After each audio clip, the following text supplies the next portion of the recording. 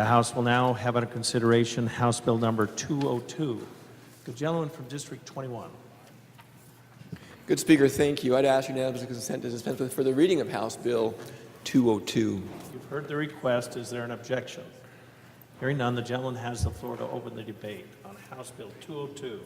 Thank you, Mr. Speaker. It's rare to bring you a bill with such broad bipartisan support.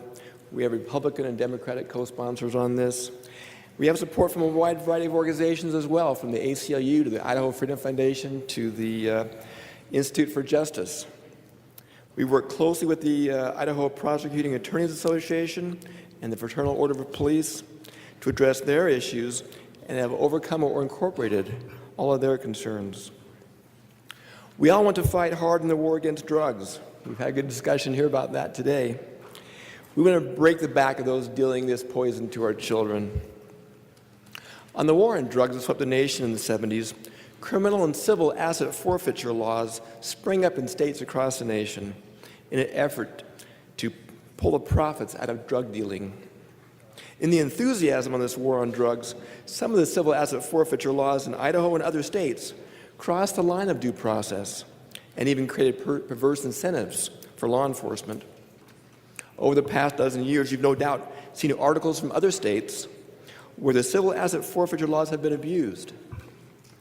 While we hadn't seen the level of abuse in our statutes, in our state, our statutes still allow the same kinds of abuses that we've seen elsewhere. In fact, the Institute for Justice gave our statutes a D-. We want to make sure that our statutes don't allow the same kind of abuse that we've seen elsewhere. Just so you know, our law provides for both civil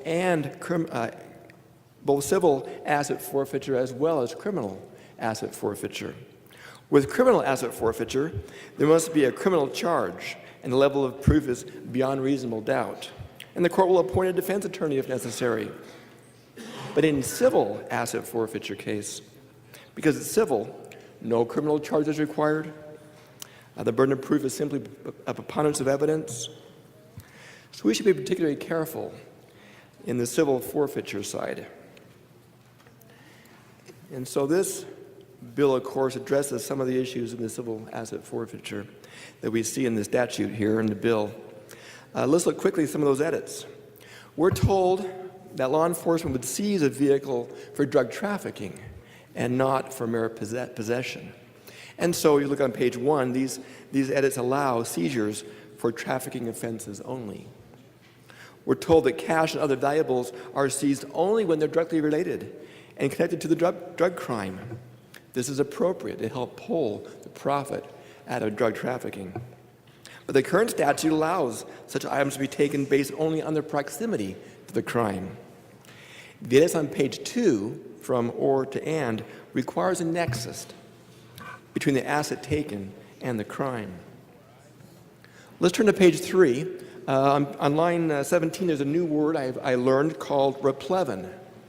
It's defined this way: a procedure whereby seized goods may be provisionally restored to their owner, pending the outcome of an action or determine the right of the parties concerned.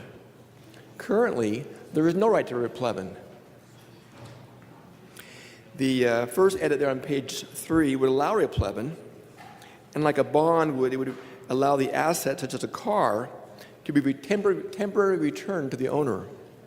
If the judge agrees a car is necessary, say, for their employment, and like a bond or a bail, the owner would have to post a security. Idaho law, case law, gives precedent that a forfeiture must be proportional to the alleged crime.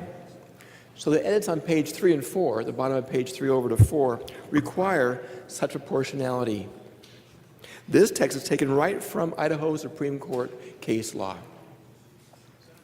The edits on page 5 eliminates an innocent party from having to pay costs associated by the seizure. And then finally on page 7 and 8, you'll see reporting requirements that are instituted here. This may be the biggest change of all. We actually had 2 Concordia University law students working this past summer trying through FOIA requests and other ways to gather information on this topic. and we're nearly virtually unable to do so. And so you'll see there that we're going to gather some data elements on this topic now going forward. And if I may, good speaker, I wish to cede the further of my opening remarks to the good lady from 18.